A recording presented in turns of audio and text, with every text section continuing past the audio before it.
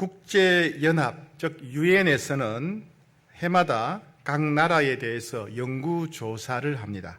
각 나라의 주거 환경이나 소득, 일자리, 공동체 생활, 삶의 만족도, 교육, 직업, 치안, 정치 참여 여러 분야를 통해서 여러 분야를 조사해서 세계 행복 보고서를 해마다 발표합니다. 올해는 지난 3월 20일에 2002년 세계 행복 보고서를 발표했습니다. 이 발표에 따르면 한국의 행복 지수는 선진국이라고 할 수 있는 경제협력개발기구 OECD 38개국 중에서 36위로 나타났습니다. 여러분, 학교에서 반 아이들이 38명인데 38명 중에 36등 하면 공부 잘한 겁니까? 못한 겁니까? 형편없는 거죠. 그죠? 그 꼴찌 밑바닥입니다. 우리나라 이 행복 지수가 밑바닥이다, 꼴찌다라는 겁니다. 왜 그랬을까? 분석한 걸 살펴보니까 한국의 행복 지수가 이렇게 낮은 이유는 첫 번째는 한국의 근로 환경, 한국인들 유난히 근로 시간이 길답니다. 그리고 직장에서 여전히 남녀 불평등이 심각하답니다. 두 번째는 고령화 속도가 세계 최고인데 노인 복지가 여기에 따라가지 못하고 노인 빈곤율이 극심하기 때문에 그렇다는 겁니다. 세 번째, 한국인의 행복을 방해하는 주요 요인 중에 하나가 사회적인 신뢰감이 낮기 때문이다. 이런 분석이 있었습니다. 이 사회적인 신뢰감이 낮다 말은 뭐냐면 내가 힘들 때, 내가 필요할 때 내가 의지할 수 있는 가족이나 친구가 없다고 느끼는 사람들이 한국에 많다는 거예요. 한국인들 중에는 내가 힘들 때, 내가 어려울 때 가족도 있고 친구도 있지만은 내가 힘들고 어려울 때 내가 마음으로 의지할 수 있는 가족이나 친구가 없다고 느끼는 사람들이 유난히 많다는 겁니다. 그래서 아마 한국인의 높은 자살률도 이런 것과 연관되어 있는 게 아닌가 그렇게 생각이 됩니다. 사람이 삶을 살아가면서 행복감을 느끼려고 하면 여러 가지 요소가 필요합니다. 일반적으로는 가장 가까이에 있는 사람들과의 관계가 우리 행복에 중요합니다. 부부관계, 부모와 자녀와의 관계, 형제들과의 관계, 친구 관계, 이런 관계가 두텁고 깊을수록 인생을 살아가면서 겪는 여러 가지 어려움들을 잘 극복하게 되고 만족도, 행복감도 더 증가하게 됩니다. 그러면 우리가 어떻게 해야 부부관계나 부모와 자녀와의 관계, 형제들과의 관계, 친구 관계가 더 신뢰감이 높은, 즉 행복지수가 높은 관계로 발전, 성숙할 수 있겠습니까? 우리는 태어날 때부터 가정에서 태어나고 가정에서 자라고 가정을 이루고 가족들이 지켜보는 가운데 세상을 떠나게 됩니다. 즉 한 사람의 인생이 행복한 인생이 되려면 절대적으로 가정 생활이 행복해야 된다, 그런 말입니다. 가정을 만드신 분이 하나님이십니다. 하나님은 모든 가족들이 행복하기를 원하십니다. 그리고 하나님은 우리가 어떻게 해야 행복하게 살 수 있는지 가정생활의 원리, 원칙, 지침을 하나님의 말씀인 성경 곳곳에다가 기록해 놓으셨습니다. 그런데 무엇보다도 우리가 먼저 명심할 것이 있습니다.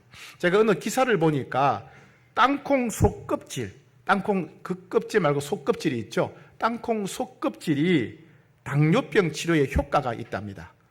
그런 말 좀 들어보셨지요? 그러면 모든 사람들이 반드시 땅콩 속껍질을 먹어야 됩니까?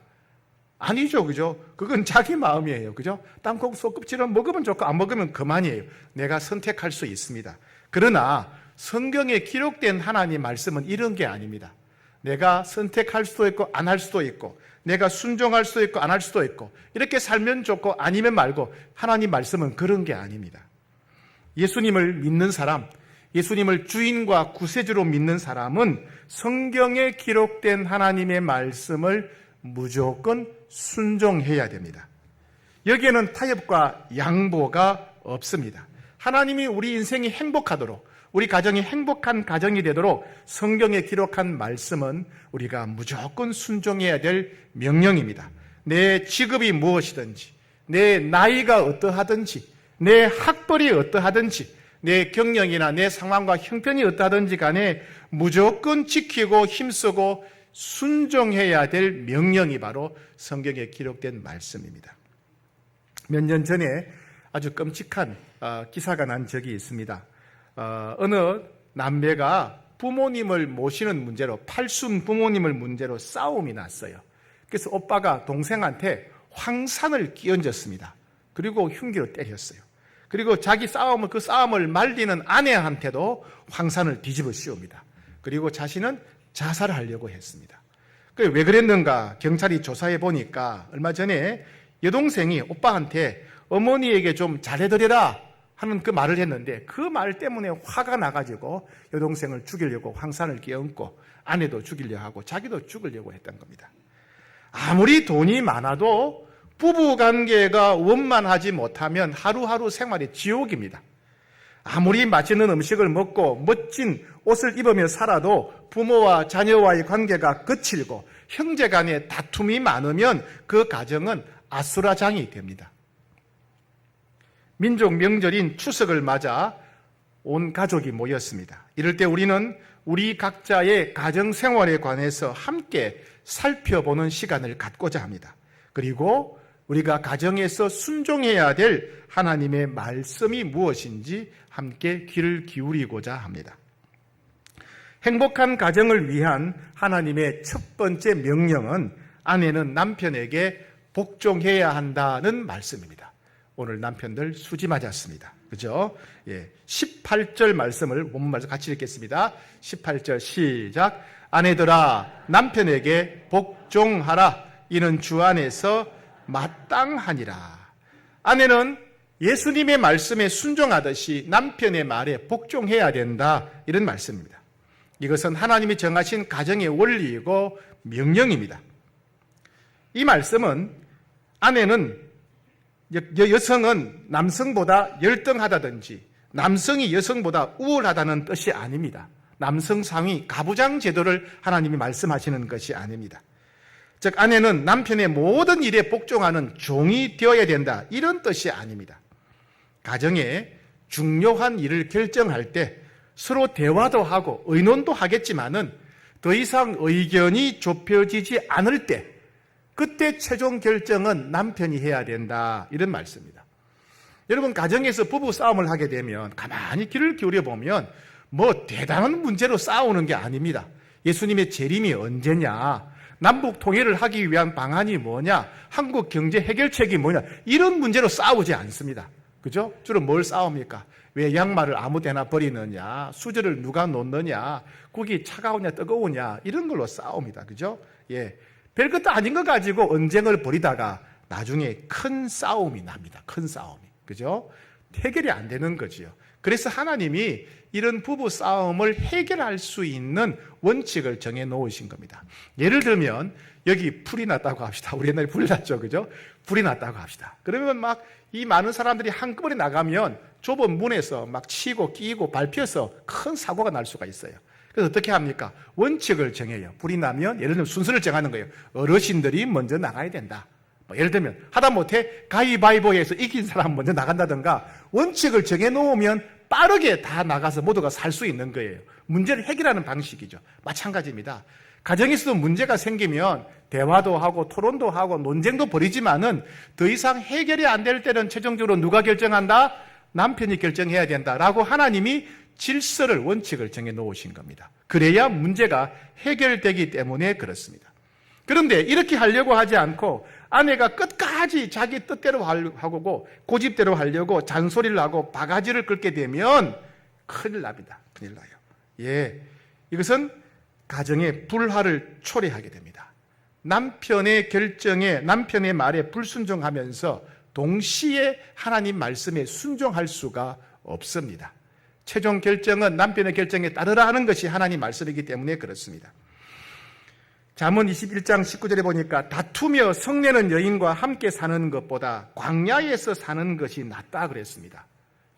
자기 뜻대로 하려고, 자기 고집대로 하려고 남편을 휘어잡고 잔소리하고 바가지 긁는 아내와 사느니 차라리 광야에 가서 혼자 사는 게 더 낫다, 그런 이야기입니다.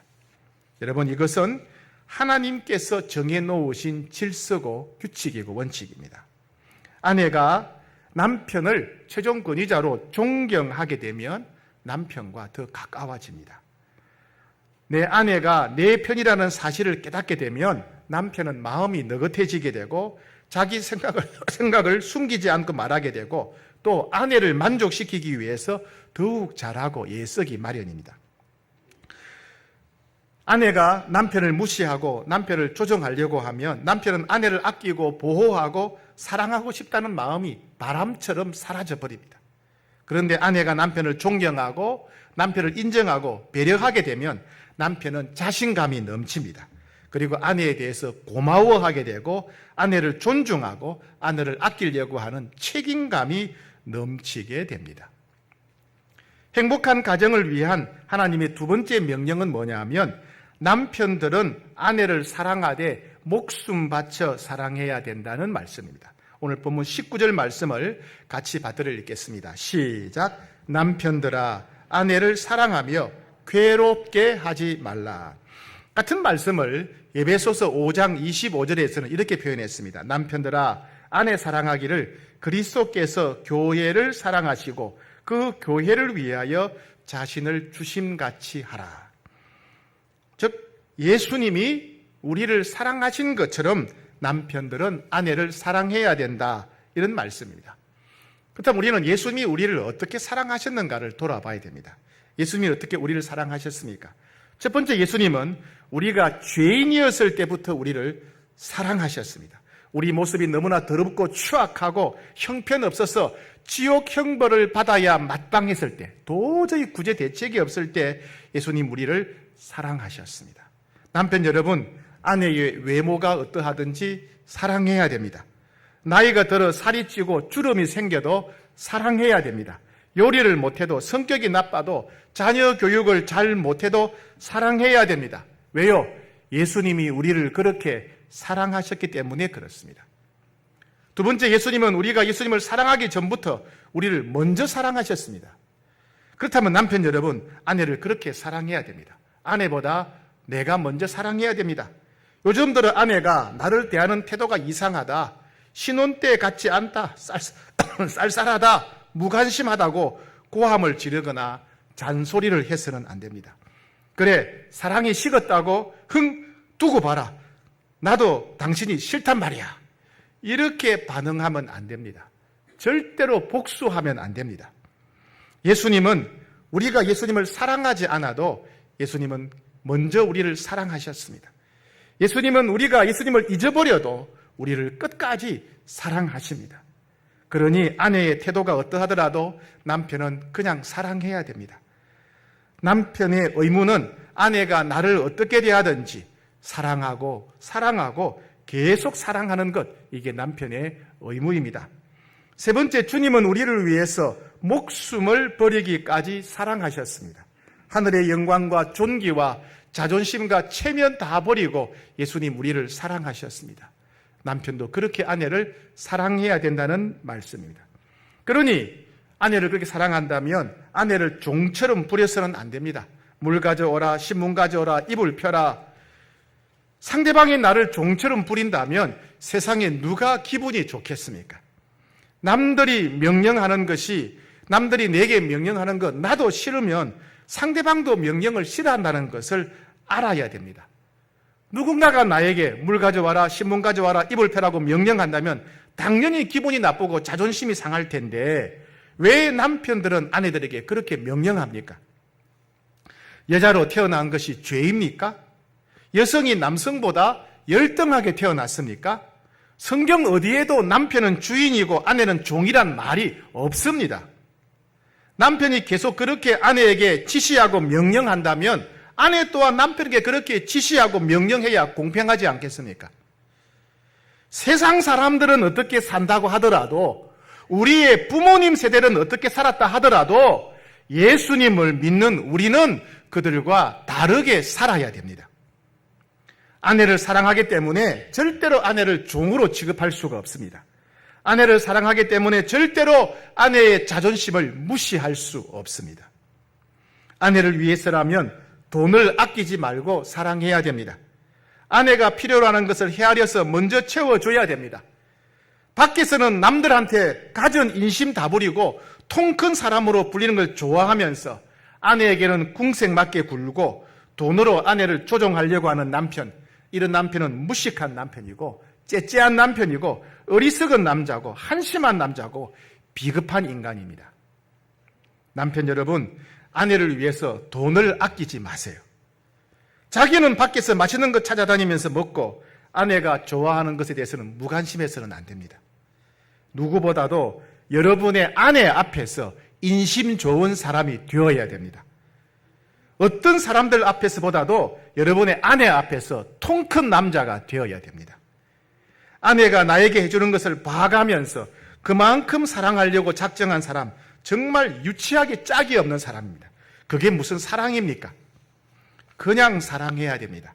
아내의 태도와 상관없이 내가 할 수 있는 최선을 다해서 아내를 돌보고 내어주고 헌신하는 것이 남편의 마땅한 도리입니다. 그런 여러분, 남편 여러분, 빠지지 말고 사랑해야 됩니다. 여러분들이 가정에서 해야 될 일은 돈보다도 사랑하는 것이 먼저입니다. 절대로 가정에서 왕노릇, 주인 노릇 군림하려고 해서는 안 됩니다. 아무리 그 생활이 익숙하고 오래되었고 내가 편하고 좋다고 하더라도 아내를 사랑한다면 절대로 그렇게 살아서는 안 됩니다. 예수님을 믿는 남편들은 예수님이 자신을 사랑하시는 것처럼 사랑해야 되기 때문에 그렇습니다. 우리가 평생 예수님을 믿고 살아갈 작정이라면 평생 그렇게 아내를 사랑해야 된다는 말입니다. 예수님은 이렇게 말씀하셨습니다. 형제에게 원망 들을 만한 일이 있거든 재물을 내려놓고 먼저 가서 화해해야 된다. 그렇지 않으면 예배가 무용지물이다 라고 말씀하셨습니다. 아내를 괴롭히거나 아내에게 상처를 주는 남편은 절대로 하나님 앞에 나올 수 없습니다. 아내를 무시하거나 종처럼 부리는 남편은 아무리 교회에 와서 순종하고 충성해도 이미 그 전에 하나님 앞에서 불순종하는 사람입니다. 결혼한 지 16년 된 우리 교회 집사님 부부가 있습니다. 평소에는 부부 관계가 좋았습니다. 그러다가 중학교 다니는 아들 녀석이 성적표를 받아왔는데 말 그대로 반에서 밑바닥입니다. 이것 때문에 부부가 서로 몹시 다투게 되었습니다. 남편이 말합니다. 아이 하나 제대로 돌보지 못하고 집에서 뭐 하는 거야? 그러자 이제 아내가 말합니다. 내가 집에서 애만 붙들고 살 수 있나요? 이러면서 막 서로 화가 나서 싸웁니다. 그러다가 아내가 방에 들어가서 문을 꽝 닫아버립니다. 아내는 밤잠을 못 자고 이리 뒤척 저리 뒤척하고 있는데 깊은 밤에 갑자기 밖에서 인기척 소리가 들립니다. 아내가 불을 켜지 않고 가만히 문을 열어보니까 남편이 소파에 얼굴을 묻고 엎드려서 기도하고 있었습니다. 주님, 오늘도 참지 못하고 혈기를 부려서 사랑하는 아내의 마음에 상처를 주었습니다. 주님, 저를 용서해 주십시오. 그 기도를 듣는 아내가 눈물이 핑 돌았다고 합니다. 우리는 이렇게 알지만은 행하지 못할 때가 있습니다. 우리는 결심하지만은 실천하지 못할 때가 있습니다. 그래서 성령님이 오신 것입니다. 오직 성령님을 의지해야만 우리가 옳다고 생각하는 대로 살 수가 있습니다. 오직 성령님이 도와주셔야만 하나님의 말씀대로 살 수 있습니다. 성령 충만해야 됩니다. 저는 결혼식 주례를 할 때마다 결혼 당사자 부부에게 제가 꼭 성경을 한 권씩 제가 선물합니다. 하나님 말씀이 지배하는 그런 가정이 되라고 제가 성경을 선물하는데 그 성경 표지 안쪽에다가 제가 이런 내용을 써서 줍니다. 모든 가정에 똑같은 내용입니다. 서로를 섬김으로 예수님을 섬기는 부부가 되게 하소서. 서로를 사랑함으로 예수님을 사랑하는 부부가 되게 하소서. 그렇습니다. 그리스도인들은 서로를 섬길 때 그것이 예수님을 향한 섬김이 됩니다. 부부는 서로가 사랑할 때 그것은 바로 예수님을 사랑하는 것이 된다는 말입니다. 행복한 가정을 위한 하나님의 세 번째 명령은 자녀들은 부모님께 순종해야 된다는 것입니다. 오늘 본문 20절 같이 읽겠습니다. 시작. 자녀들아 모든 일에 부모에게 순종하라. 이는 주 안에서 기쁘게 하는 것이라. 하나님은 자녀들이 부모님을 공경하고 부모님께 순종하는 것이 마땅하다고 하셨습니다. 그리고 부모님을 조롱하거나 무시하거나 해서는 안 됩니다. 로마서 1장 30절에 보게 되면 하나님을 믿지 않는 불신자들의 중요한 특징 중에 하나가 부모님을 거역하는 것이다 라고 말합니다. 디모데후서 3장 2절에 보니까 세상이 점점 타락해 갈수록 사람들이 점점 부모에게 거역하는 현상이 보편적으로 일어나게 될 것이다 라고 하셨습니다. 주님은 부모에게 불순종하는 자, 부모를 무시하거나 부모를 업신여기는 자는 비참한 인생을 맞이하게 될 것이라고 경고하셨습니다. 잠언 30장 17절에 보게 되면 아비를 조롱하며 어미 순종하기를 싫어하는 자의 눈은 골짜기의 까마귀에게 쪼이고 독수리 새끼에게 먹히리라. 다시 읽습니다. 아비를 조롱하며 어미 순종하기를 싫어하는 자의 눈은 골짜기의 까마귀에게 쪼이고 독수리 새끼에게 먹히리라. 성경에 기록된 주님의 약속은 반드시 이루어집니다.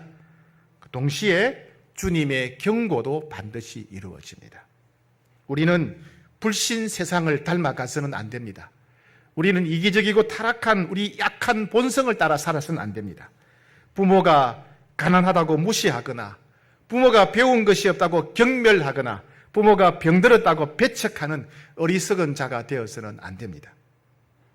그리고 여러분, 자녀 여러분, 우리는 부모님을 이해하기 위해서 노력해야 됩니다. 흔히 우리는 마음에 상처가 있는 사람은 말과 행동이 좀 삐뚤어지는 그런 경향이 있지 않습니까? 여러분, 우리 부모님들도 험한 세상을 살아오면서 수많은 상처와 고통을 겪고 온 분들이라는 것을 이해해야 됩니다. 가족을 돌보기 위해서 직장에서 온갖 굴욕을 당했습니다. 자녀들을 키우기 위해서 세상에서 온갖 수치를 감수하며 살아오셨습니다.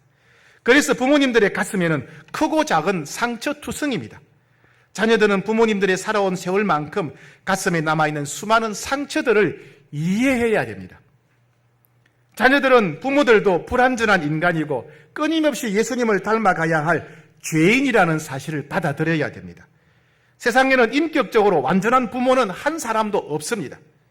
부모라고 해서 저절로 성숙해지는 것도 아닙니다. 부모도 계속해서 예수님을 닮아가지 않으면 퇴보한다는 사실을 알아야 됩니다.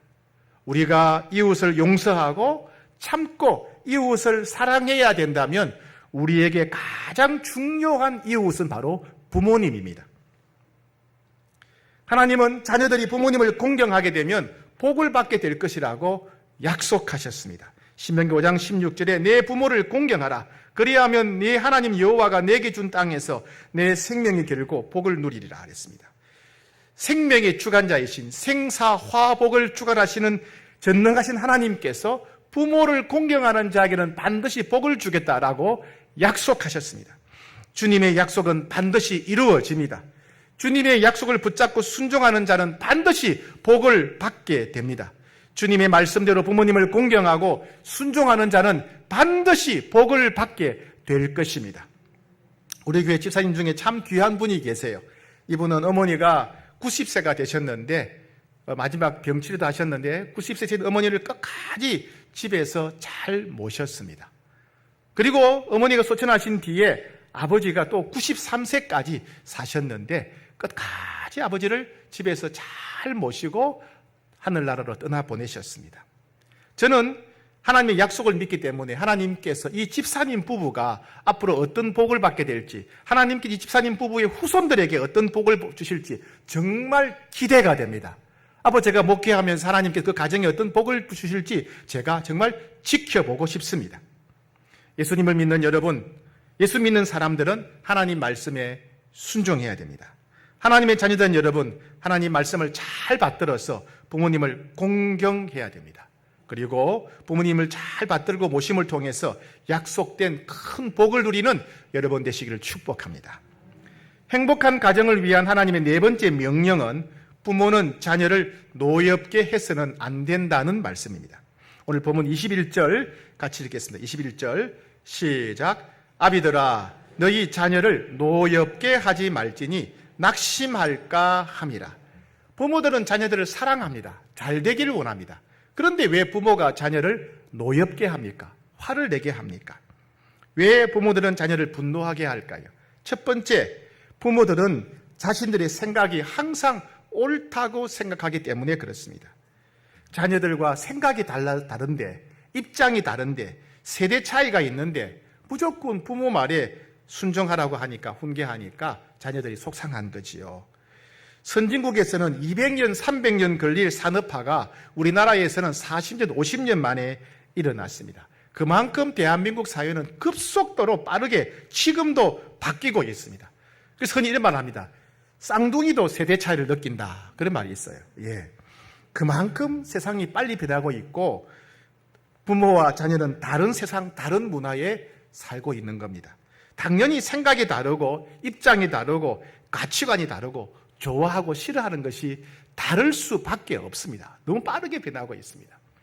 저희는 어제 이제 추석을 맞아서 부모님도 올라오시고 또 여동생, 남동생 가정도 오고 해서 같이 하루 종일 예배드리고 교제했습니다. 우리 부모님 얼마나 행복해 하셨는지 모르겠어요.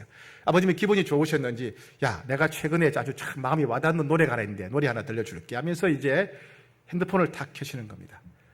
누구 노래겠어요? 임영웅 노래 같아요. 그래서 제가, 아버지, 이거는 우리 세대하고 다릅니다. 아버지가 좋아하시는 것하고 우리가 좋아하는 게 다릅니다. 또 우리 하림이 가리면 또 다를 겁니다. 다를 겁니다. 말씀을 드렸어요. 예.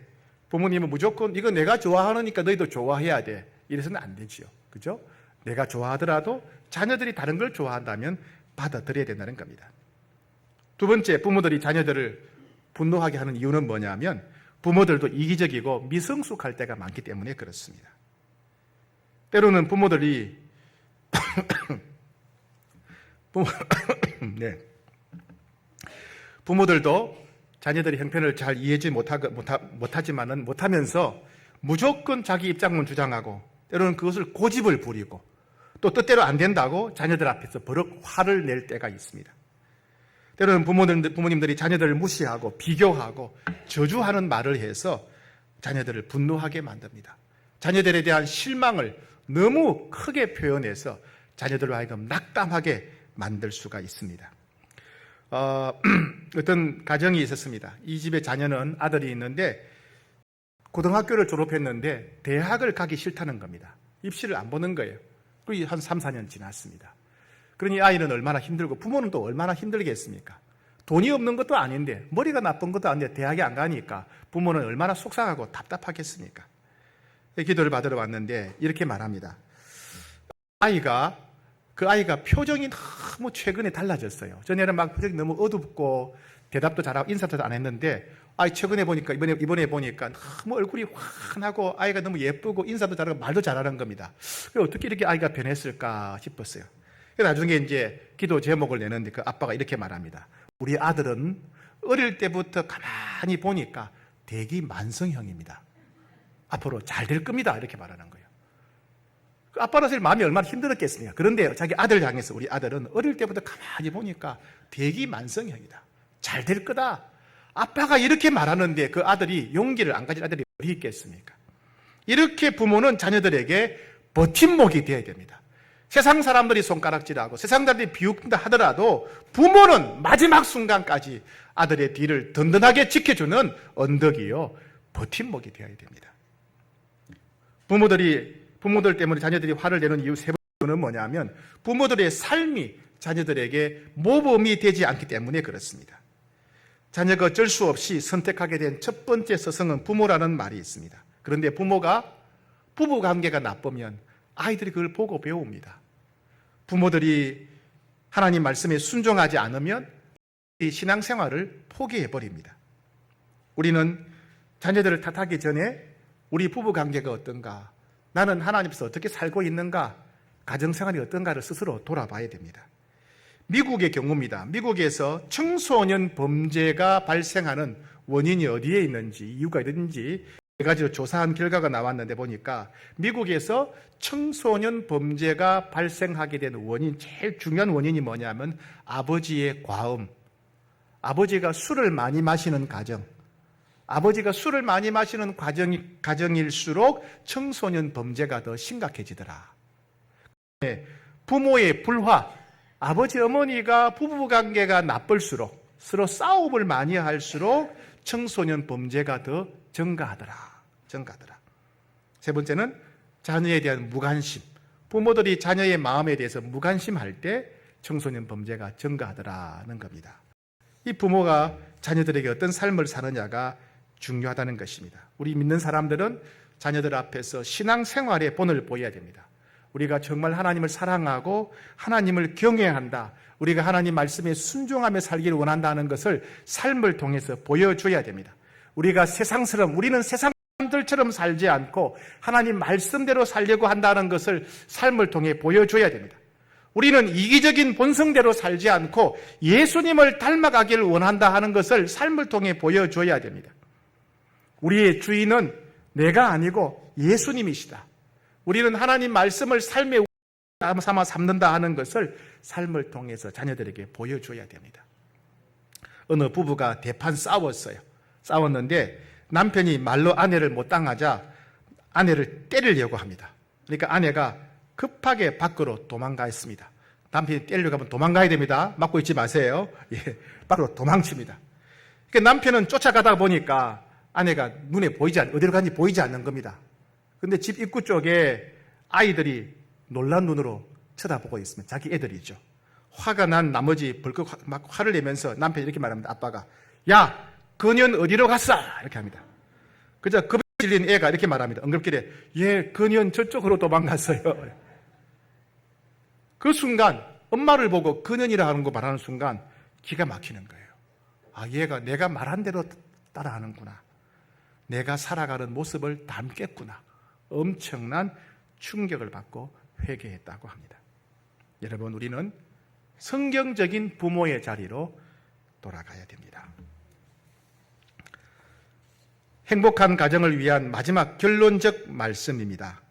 오늘 본문 32절입니다. 23절, 3장 23절 시작. 무슨 일을 하든지 마음을 다하여 죽게 하듯 하고 사람에게 하듯 하지 말라. 모든 사람을 죽게 하듯 해야 된다. 모든 사람을 죽게 하듯 해야 된다는 겁니다. 남편이 예수님이다 생각하고 예수님을 모시고 산다 생각하고 여러분 순종하고 받들어야 됩니다.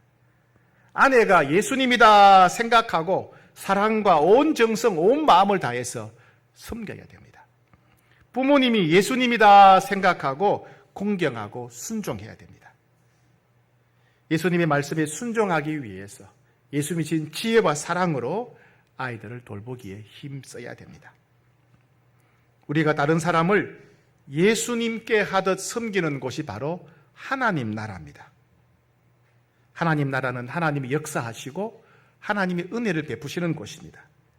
가정에서 우리가 서로에 대해 예수님을 섬기듯이 대하게 된다면 우리 가정에 하나님 나라가 임할 것입니다. 날마다 하나님의 영광의 임재와 기적의 역사가 가득한 가정이 될 것입니다. 어제 누가 제게 이런 말을 했습니다.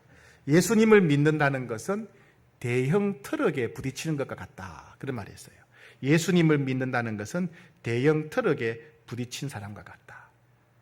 그런데 어떤 사람이 대형 트럭에 탕 부딪혔는데 상처가 하나도 없는 거예요. 멀쩡한 겁니다. 그래서 어떻게 생각하겠어요? 야, 트럭도 별거 아니네.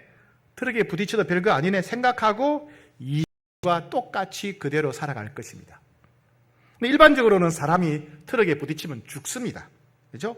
어떤 사람은 트럭에 부딪혔다가 죽었어요. 죽었다가 다시 살아났습니다. 새 생명과 새 인생을 얻은 것이죠. 죽었다가 살아났으니까 완전히 새롭게 살지 않겠습니까? 예수님을 믿는다고 하는 것은 우리의 옛사람이 죽고 예수님이 주신 새 생명을 가지고 새 인생을 사는 사람입니다.